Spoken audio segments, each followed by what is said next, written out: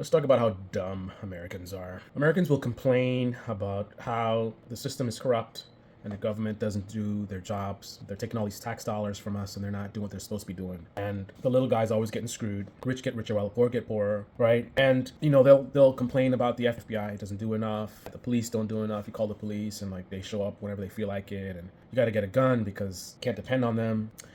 And the Democrats will get in office and they'll do a little something to make things a little better. Not enough, not by a mile, but still, they'll do something that addresses these very issues that Americans are complaining about. But the Democrats, who I don't like, I'm not a friend of the Democrats, won't get credit for even the little stuff they do, right? They will just get painted as do nothing Democrats, they don't do anything, when in fact they do something, they just don't do enough. Americans need this, Democrats deliver this, right? Case in point, Democrats recognizing that there was not enough being done to protect the consumers. So they created this organization, the CFPB, designed to focus specifically on protecting the consumers. Then these same people who complain about the police don't do enough and that the little guy gets screwed allow one of the billionaires who's screwing us to dismantle the program that was one of the few things designed to help the little guy, and they've been doing a great job. They've brought back a lot of money to the consumers, right? A lot of people complain about the banks, how corrupt the banks are and all the bank fees. And, these organizations have been around and they've done a lot of good work. They've banned a lot of the predatory practices that the banks have done.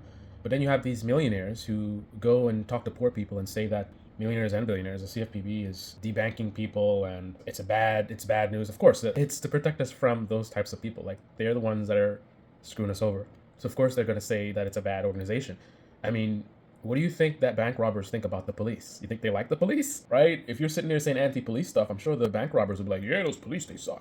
So of course you're going to have billionaires saying that the CFPB it's bad and it's hurting businesses. But by shutting down this organization, now the little guy is going to be even less protected. They were not protected enough before. The CFPB closed the gap a little bit more, so we were more protected. We had someone in the government looking out for the little guy, but a lot of people don't even know they existed. But now they've been shut down, and then we have a bunch of billionaires in our government right now. So the very people who've been screwing us over and rigging the system against us are removing the very little things that Democrats did that were good, so that we, the regular people, can be screwed even more. But the big part of the story is that it's poor and middle class people who promoted this, and they're currently celebrating it. These are the very same people who are going to get screwed by banks and corporations in the future, and they'll complain about how government doesn't work, not realizing that part of why government supposedly doesn't work is because of them. They voted to make government worse than it already is, and it gets worse than that. The very same people who convince the poor and middle class to hurt themselves is going to use this damage to get them to vote for them again,